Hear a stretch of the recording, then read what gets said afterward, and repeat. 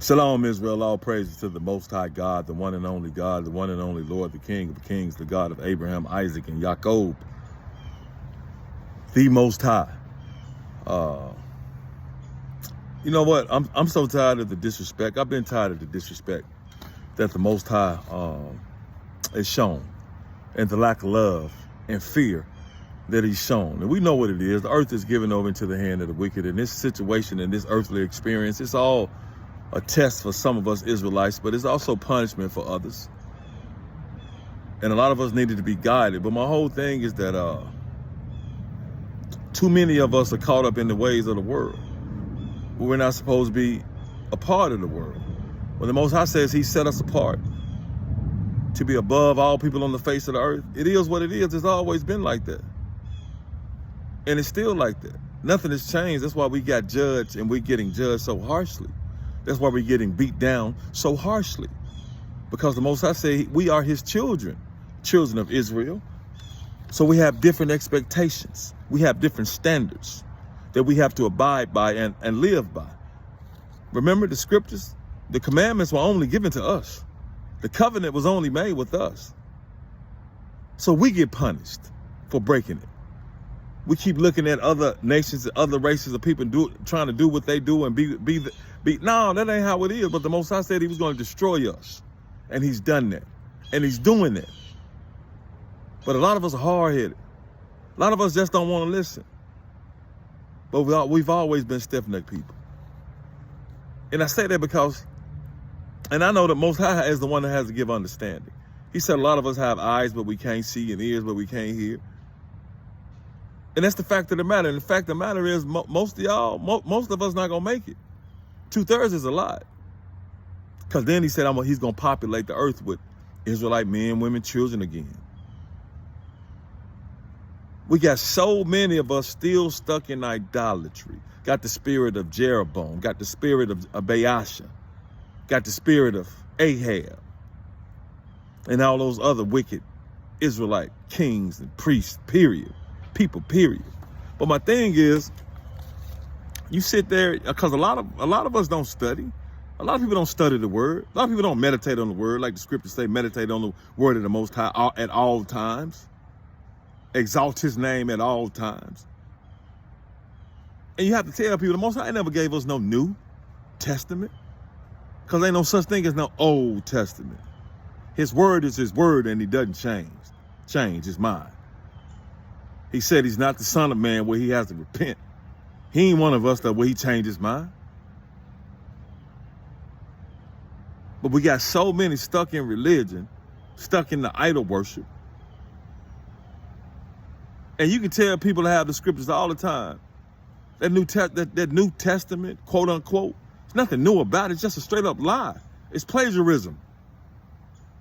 But it's a test for us, children of Israel. Deuteronomy 4:2, don't add to His word. The Most High said don't add to His word, don't take from it either. So you can't have a new, because it's adding to His word. But also Deuteronomy 13, He said He was going to test us.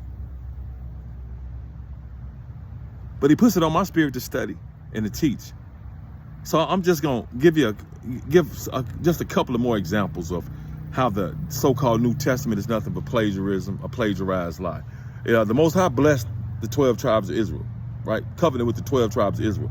What did they do? The Jesus / Yahushua God had? He had 12 disciples. See the copy? Because the Most High is God, Lord, and they created another God and another Lord. And a lot of us have been tricked to follow this fake God, this fake deity. 12 and 12. Third day. Let's talk about the third day. Oh, it was third day. Hosea 6:2. Third day for the children of Israel. Hosea 6:2. After 2 days will He revive us. Talking about Israel. In the third day He will raise us up, and we shall live in His sight. Who else? So what you think they said in Luke 24:7, saying the Son of Man must be delivered into the hands of sinful men and be crucified, and the third day rise again. Third day. See the third day plagiarism? But it also says He should rise on the third day. But it also said in a lot of other scriptures He was going to be in the ground 3 days and 3 nights. So that would be the fourth day. That's a lie. But you see that plagiarism? Oh, Hosea 6:2, the Most High said He was going to revive us on the third day. and raise us up and we shall live. But the New Testament said, oh, this guy gonna raise up and live on the third day. Let's talk about the vision. Let's see this vision Daniel had. Daniel 10:7. And I, Daniel, alone saw the vision, for the men that were with me saw not the vision, but a great quaking fell upon them, so that they fled to hide themselves. Verse 8, therefore I was left alone and saw this great vision, and there remained no strength in me, for my comeliness was turned in me into corruption, and I retained no strength. Verse 9, yet heard I the voice of his words, and when I heard the voice of his words, then was I in a deep sleep on my face, and my face toward the ground. So Daniel said he heard a vision. And he had men with him, but they didn't see the vision. And it was a great quaking fell on them. And they ran to hide. And Daniel said he was left by himself. And Daniel said he heard the voice. He had his face toward the ground. Who else said they had a vision? Oh, the lion of Saul of Tarsus, Apostle Paul. Acts 9:3. And as he journeyed, he came near Damascus, and suddenly there shined round about him a light from heaven. And he fell to the earth and heard a voice saying unto him, Saul, Saul, whatever. And he said, who art thou, Lord? And the Lord said, I am Jesus, whom thou persecutest. It is hard, yada, yada, yada. And he, trembling and astonished, said, trembling and quaking, said, Lord, what hast thou to do to me? And the Lord said, arise and go into the city. And the men which journeyed with him stood speechless, hearing a voice, but seeing no man. So Paul's vision was almost like Daniel's, isn't it? Almost like Daniel's, right? Plagiarized lie. Because he said he heard a voice, but seeing no man. That's according to Acts 9:3-7. Heard a voice, but hearing no man. But in Acts 22:6, he said, what did he say? No one heard the voice of him that speaketh. Lie, contradiction, lie. How about 30 pieces of silver? We heard that before, right? 30 pieces of silver. Zechariah 11:12. And I said unto them, if you think good, give me my price, and if not, forbear. So they weighed for my price 30 pieces of silver. And the Lord said unto me, cast it unto the potter, a goodly price that I was prized at of them. And I took the 30 pieces of silver and cast them to the potter in the house of the Lord. The Most High said, get 30 pieces of silver for y'all. Oh, Matthew 26:15. What they say about 30 pieces of silver? And he said unto them, what would you give me? And I will deliver him unto you. And they covenanted with him for 30 pieces of silver. So the Most High said he gave us up for 30 pieces of silver. So Judas gave this Jesus / Yahushua God for 30 pieces of silver. Plagiarized lie. Bringing people back from death. 1 Kings 17:21. He stretched himself upon the child 3 times and said, Lord, Lord, I pray thee. And the child's soul came into him again. And the Lord heard the voice of Elijah, and the child came into him again, and he revived. So Elijah brought a child back from death. 2 Kings and Elisha died.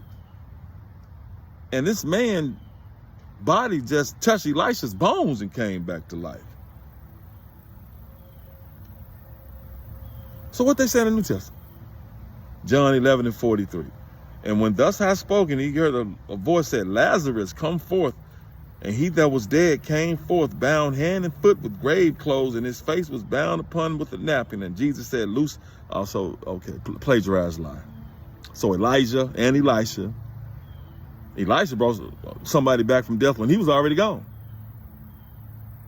But, okay, the Jesus got brought. Didn't Paul say? Yeah, Paul said he brought somebody back from death too, a little boy. Acts 20:9. And there sat at the window a certain young man named Eleuchius, being fallen into a deep sleep. And Paul was preaching. He sunk down with sleep, and he fell down from the third loft, and the boy was dead. And Paul went down and fell on him, and embracing him said, trouble not yourselves, for his life is in him. So Paul stretched himself over the little boy, just like Elisha stretched himself over the little boy home. And Paul brought the young boy back alive. Plagiarized lie. Plagiarized lie. Being around undesirable men. Let's see. 1 Samuel 22:1. David therefore departed thence and escaped into the cave Adullam. And when his brother and all his father's house heard it, they went down thither to him. And everyone that was in distress, everyone that was in debt, and everyone that was discontented gathered themselves unto him. And he became a captain over them, and there were with him about 400 men. So David was around undesirable men. So I guess they say Jesus was around and say, okay, Mark 2:15. And it came to pass that as Jesus sat at meat in his house, many publicans and sinners sat also together with him. And when the scribes and Pharisees saw him eat with publicans and sinners, they said unto his disciples, how is it that he eateth and drinketh with publicans and sinners? So I guess he did the same thing David did. Same thing David did. Now, ain't nothing original about the quote unquote New Testament. Just plagiarized lie. Plagiarized lie. 3 days and 3 nights in hell. We heard that before, right? See what happened to Jonah. Jonah 1:17. Now the Lord had prepared a great fish to swallow up Jonah. And Jonah was in the belly of the fish 3 days and 3 nights. Jonah 2:1. Then Jonah prayed unto the Lord his God out of the fish's belly and said, I cried by reason of mine affliction unto the Lord, and he heard me. Out of the belly of hell cried I, and thou heardest my voice. So Jonah said he was in the belly of the fish for 3 days and 3 nights. He was in the belly of hell. So Jonah compared that to hell, being in hell. Who else they say went to hell for 3 days? Matthew 12:40.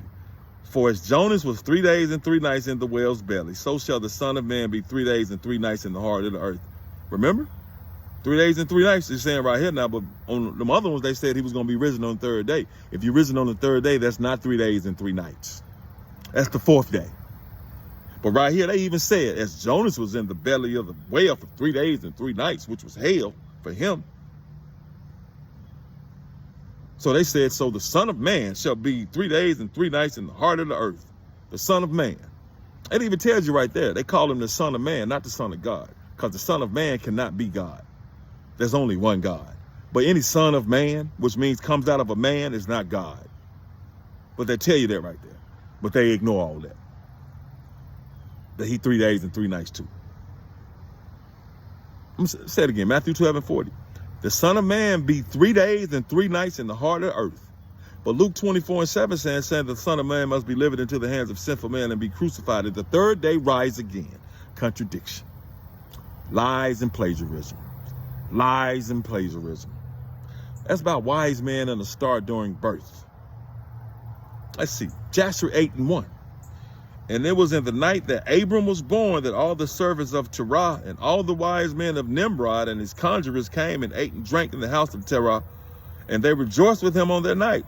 And when all the wise men and conjurers went out from the house of Terah, they lifted up their eyes toward heaven that night to look at the stars, and they saw, and behold, one very large star came from the east and ran in the heavens, and he swallowed up the 4 stars from the 4 sides of the heavens. And all the wise men of the king and his conjurers were astonished at the sight, and the sages understood this matter, and they knew its import. And they said to each other, this only betokens the child that has been born to Terah this night, who will grow up and be fruitful and multiply and possess all the earth, he and his children forever. And he and his seed will slay great kings and inherit their lands. And the wise men and conjurers went home that night. And then the morning, all these wise men and conjurers rose up early and assembled in an appointed house. And they spoke and said to each other, behold, the sight that we saw last night is hidden from the king. It is not being made to him.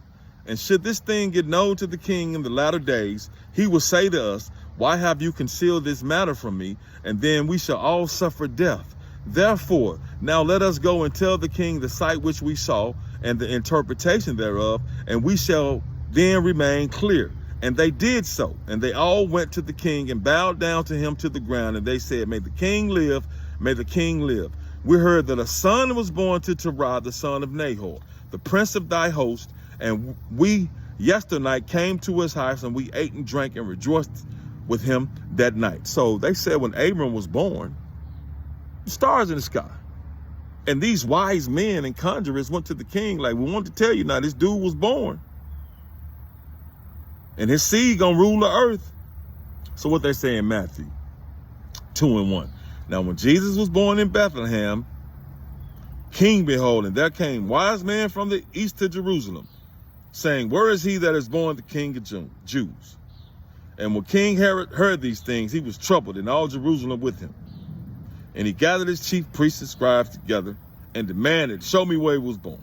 And they said, Bethlehem, for it is written by the prophet, and thou Bethlehem in the land of Judah are not among. And he sent unto them Bethlehem and said, go search diligently for this young child.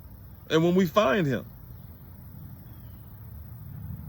And when they come to the house, they saw the young child with Mary his mother, and fell down and worshiped him. And when they had opened their treasures, they presented unto him gifts, gold and frankincense and myrrh. Wise men, Matthew 2:7. Then Herod, when he had privily called the wise men, inquired of them diligently, what time did the star appear? So I guess when he was born, star appeared too. Just like when Abram was born. I ain't expect this video to be this long, but don't fall for it. But the thing about it is that the Most High said he was going to put us in the spirit of sleep. He's allowed Satan and Satan's disciples and this world to cast a spell on us. Because when we watch TV and listen to music and all, stuff casts spells on us. That's why it's called a broadcast. Broad, wide, cast, spells.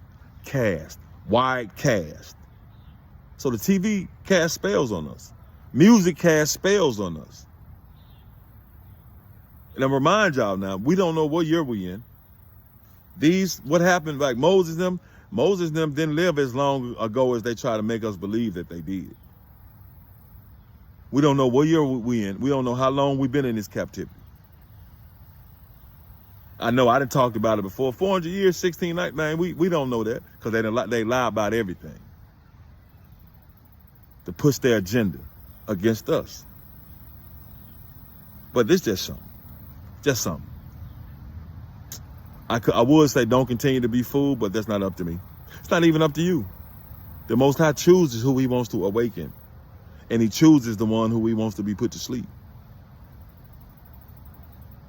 So you keep hating his children if you want to, and you don't have to argue with people when you telling them we the biblical Israelites. You don't have to argue with anybody about that. The Most High gonna sort all that out. He's gonna he's gonna show everybody who the biblical Israelites are with a covenant that lasts forever. So you don't have to argue about that. He said we was gonna discontinue from our heritage. He was gonna make people forget who we are, but he was never gonna forget us. We can never discontinue for the covenant he made with us because he said it's everlasting. And he made promises to save us and deliver us and to give us everything back that he's taken from us. All this wealth, all these treasures, all these beautiful buildings we built, and they were just able to move right into them. Because he said all the stuff we built, he was going to take us out and let others move right in it because we're being punished. So we have to take his punishment with patience, acknowledge and confess our sins, because we can't rush his salvation. As badly as I want to, you can't rush it. But you better get right though, because my spirit has been hardened in a way that it ain't been hard since the Most High woke me up 6 years ago. So I'm not arguing with any hard-headed Israelites. I'm not arguing with any Gentiles. I'm not arguing with any heathen.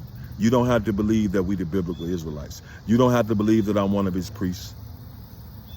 You don't have to believe that. These same people that say they go to church, they read the Bible, but then try to argue against the word because they're following something new. The Most High never gave us a new now. I'm telling you now. Joel 2:27, the Most High says he's in the midst of Israel. I'm the Lord, he's the Lord our God and none else. He created everything, but we his children. So it's a certain jealousy that comes with that from the other nations. So they don't want us worshiping and following him. Remember now, quote unquote, Old Testament, follow and love God. New Testament, follow and love Jesus. Isaiah 54:5, the Most High said he's our husband.